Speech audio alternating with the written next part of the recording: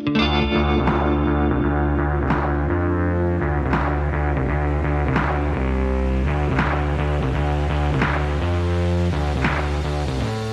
to the Pasho Perspective, a place where I share my perspective on everything in the space between life and death. I'm your host, Pasho. Well, my wonderful Pachos, Chachos, I hope you had an incredible summer, as I certainly did, going to Orlando, swimming with dolphins with the family, and then heading for a month into Ecuador, where my parents have now purchased a home.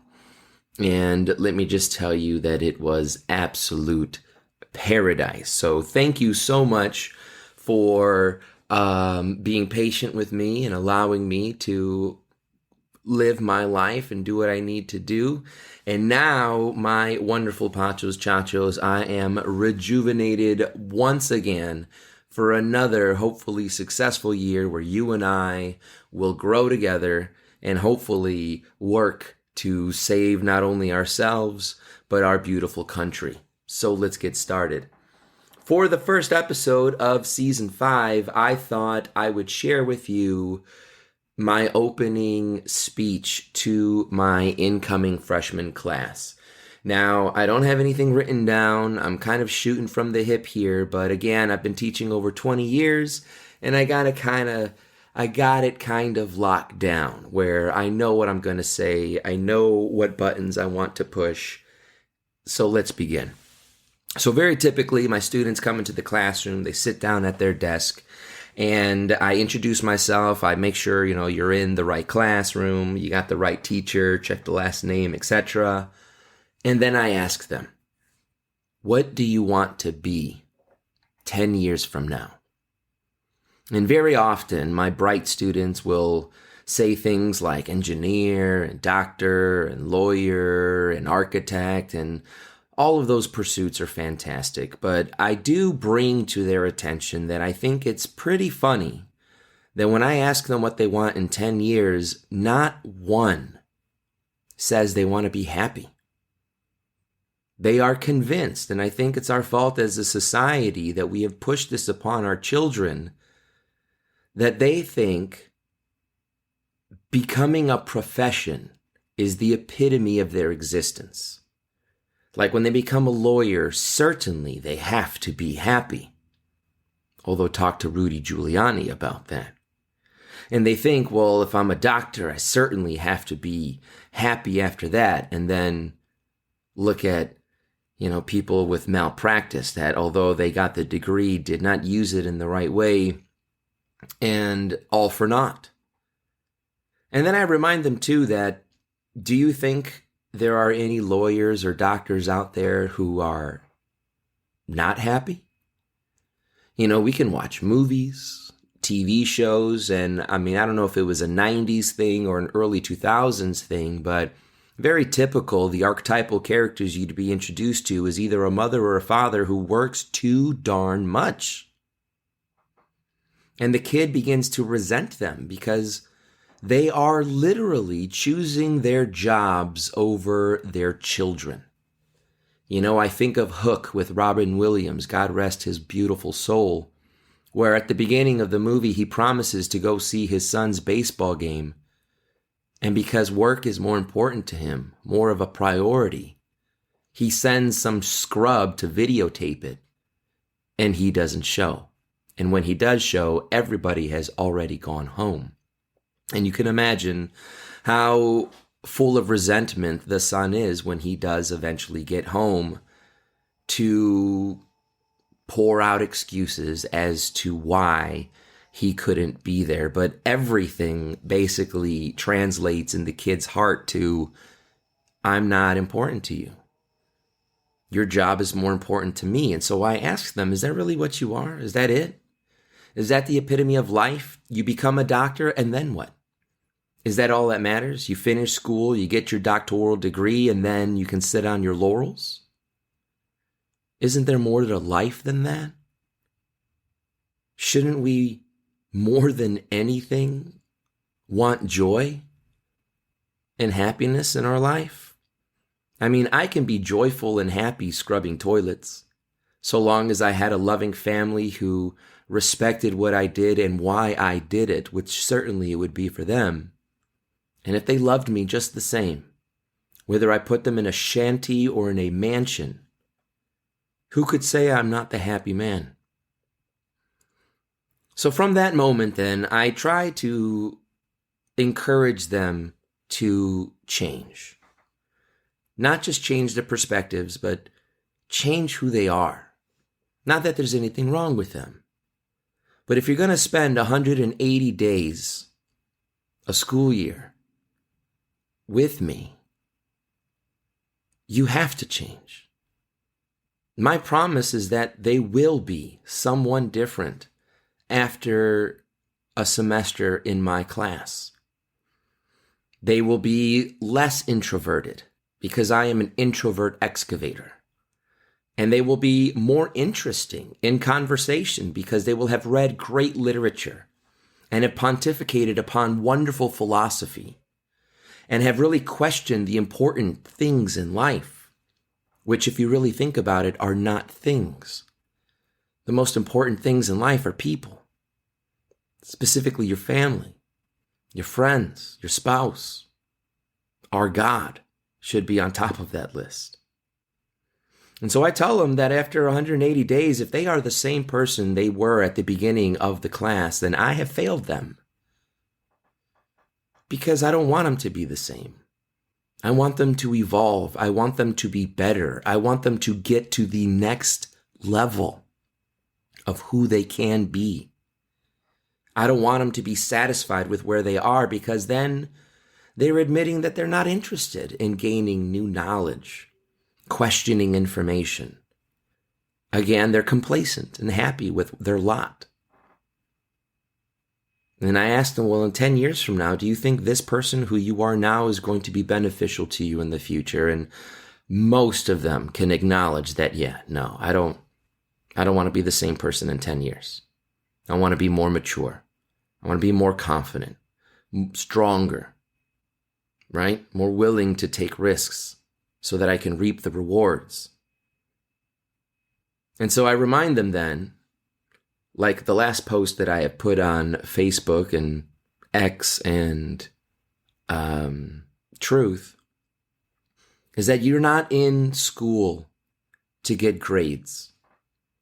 You're not in school to work on your grade point average. The point of education is the education itself. I get paid just the same whether my students get an A or an F, because it's their education that they have to get. If they don't do the work, they are not depriving bread from my mouth. They are depriving bread from theirs, from their children's mouths in the future. You need to get the education you're supposed to get. Whether a teacher likes you or not matters not, because at the end of the day, you still need to know 2 + 2 is 4. And if your math teacher doesn't like you, then so be it. You need to find a way to still get the knowledge that you are supposed to walk away with by the end of the year. A teacher not liking you or a teacher being mean is not an excuse to shirk your education. And mind you, education is the one thing your government will give you, your country will give you, that it can never take away. God has given us our inalienable rights, but our government is in charge of executing those rights. And as we have seen since COVID, our rights and freedoms can absolutely be taken away by these institutions. Our freedom of speech is being threatened. Our ability to even have an opinion is being threatened. And so it's very important now that we get educated, because they can take away your property, they can take away your money. Just wait for digital currency to come and you will see it happen. They did it in Canada with the truckers. Trudeau didn't like them protesting, so he froze their assets. There are banks in America that won't let you buy a gun even if you are of legal age, even though it is your constitutional right. There are banks that will forfeit your accounts if you hold the wrong political view. We are certainly not the same free people we were 10 years ago. So education is key because they can never take that away from you. And that is something beautiful that you can pass along to your children. Wouldn't it be great that when your kid looks up at you with the starry eyes of wonder, hoping that my mom and dad are really cool and really smart, and so I'm going to ask him this question, and wouldn't it be amazing that you are the one who can provide the answer? Where they look at you and think, wow, my mom and dad's real smart. As opposed to them asking you a question and you turn around and you say, Alexa or Siri or Echo or whatever name of an intelligent device you have in the home, and then they give you the answer and you regurgitate it to your child, to which your child no longer looks at you in awe, but thinks, wow, technology is great, not my parents. See, I don't want that for my students. I want my students to be those kick-ass parents who do know things because they did take their education seriously. And so I also encourage them to start building habits now, from the get-go, in freshman year high school. Give more than is expected. Give them a job more than what they paid for. Build good habits like honesty, like punctuality, like compassion, like courteousness. And so at the end, I think my students really receive the message well. I think they are optimistic about what we are going to accomplish. Mind you, this is day 3 now, and I still feel that enthusiasm from the first day because I empower them. All right? I'm not giving something to you that you couldn't take yourself. I'm trying to help you remember it, incorporate it, prioritize it into your life so that it stays with you forever. Because if you can learn English, you can learn science, you can learn anything. Because all knowledge is delivered through the written word. And so long as you can read and make sense of those things, you have all the power. There are people in prison who walk out with masters and doctorates because they've empowered themselves to build their skill of reading, which has then opened up doorways for them of opportunities once they get out, if they ever get out at all. And so I want to contrast then that speech with the speech that I was given the week before students came into the classroom, where teachers and administration are preparing for the opening week. And I heard something that I really just can't make sense of. And so I'm going to share it with you, and hopefully talking this out with you guys is going to help me kind of sort things out here. So in this presentation, I was told that as a teacher, I need to build a rapport with my students. I need to find a way to show them that I sincerely and genuinely care about them, and to offer them a possible relationship where they see me as a safe person. So if they hear something bad or nefarious, they feel like I can go to this guy and he's going to help me out. Or if they have problems and instead of having to carry their cross, they will feel like they can come to me and I will help them bear that cross. But how am I going to accomplish this kind of rapport when in the same breath, the same people who tell me that I need to befriend my students are also telling me that my students should not know anything about me? They shouldn't know where I stand in politics. They shouldn't know if I have faith or not. They shouldn't really know anything about me except that I am their teacher and I am wise. Is that possible? Can I build a rapport on a person who doesn't know how much I love my God?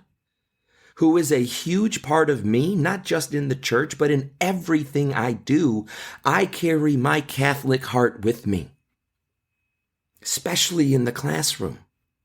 My faith guides me to be merciful, guides me to be generous, guides me to be loving to my students, and yet you want me to hide my faith? I don't understand that.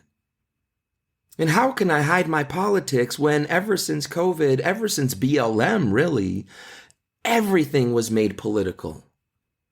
You know, we used to have two lives. We used to have a private life and a public life. But now, because of social media, because of the way our society works, nothing is private. Some private conversation that I give to someone could be leaked out into the world, to public opinion. I have a hard time reconciling these two things. Because on the one hand, I don't want them to misconstrue my affection for them as just placating to them. I want it to be sincere. And I can't be sincere and open up to my students while hiding my opinions. And I'm sorry, I'm disgusted with the state of affairs of this country. I am repulsed by the Democratic Party and the policies that they have put in place that is ruining our country. Increasing crime, increasing rape, increasing theft, increasing murders. Drug addiction is on the incline, suicide, depression, melancholia, divorce, abortions, loneliness, all of these things are growing at exponential rates. And you want me to keep the secret ingredients of my life, my opinions, my politics, and my faith. You want me to keep these cornerstones that have created this happy person who is speaking to you now, and I can't share those secrets with my students? I can't give them the pillars of foundation that I have built upon? You want me to keep them secret? For what? So that they come out secular and atheistic, which will lead to addiction and suicide and depression? I lived that life. I'm not interested in ever going back to it again. And like Holden Caulfield in A Catcher in the Rye, I want to prevent all of my students in all of my classes from jumping over the cliff of absurdity. I want them to live in reality. I want them to bathe in the light. I want them to have and be the salt that gives flavor to the world. And yet, these are the very things our school board is trying to prevent us from sharing with our kids. Will they know me? And if they don't know who I am, can they befriend me? Will that rapport that is so desperately needed so I can be a source of safety to my students, can that exist without me sharing all of that, which they so desperately want me to keep silent? And so on a last note, I encourage them, control your addictions. I would rather my students not do drugs, but if they're going to do it moderately. Don't do it so that it starts to interrupt your life. Don't do it so you start creating a golden calf out of whatever it is that addiction is. It could not just be drugs. It could be a cell phone. It could be social media. You got to learn to control your addiction before your addiction controls you. And one day that line will be so blurred you won't even know who is in charge anymore. And then I also tell them, look at your older peers. Look at the sophomores, the juniors, and the seniors. See if they are happy. Because they have been buying what society has been selling. And if you want to live akin to them, if you don't have any problems with their increase in depression, suicide, violence, addiction, and feelings of loneliness, then follow them. But I would encourage them, learn from your older peers. They're miserable. They're stressed. They're full of anxiety. Do you want to continue that tradition? Or do you think maybe there's something wrong and maybe we should try something new, something different? Like maybe bringing God back into your heart. Like maybe having politics that wants to conserve what was successful in our country instead of going so progressive that we even forget where the initial point was, where we forget what we had in the first place. The rights that we as a society lose today, our grandchildren will never even know they had those rights. And they will live a life like that. I know you, my Pachos, Chachos, don't want that to happen. And you know I certainly don't want that to happen as well. And so we must be the change we want to see in society. If we see too many lonely people, we need to learn then how to build, establish, and maintain relationships. And I promise you, it's not going to work with your ego guiding you. Put the ego to the side. Humble yourself. The story is not about you. If it were, when you died, the world would fall into darkness and nothing else would exist. But we know that doesn't happen. We have already lost too many people that we care to mention. And we have learned that the world still spins. So it's not about us. It's about what we do here and what we leave behind. It's about our legacy. What kind of legacy do we want? And that's what our ancestors taught us. Our ancestors survived using the knowledge that they attained from their ancestors. And they decided what was important, what was crucial and necessary to pass on. And we became the benefactors of those wise people. So now we too must be wise and differentiate what is worth casting aside and what is worth conserving. Because everyone will go down the river of time. And everyone will one day reach port and dock their ship. And the story will be over. But their children, and hopefully they're smart enough to have them, to build that family, so that they have an inheritor to all of the knowledge and wisdom and artifacts that they have been given and have sifted through and decided that this is still worth passing along. And then you give it to those future generations. And then you will never be forgotten. Because of your influence, because of your impact.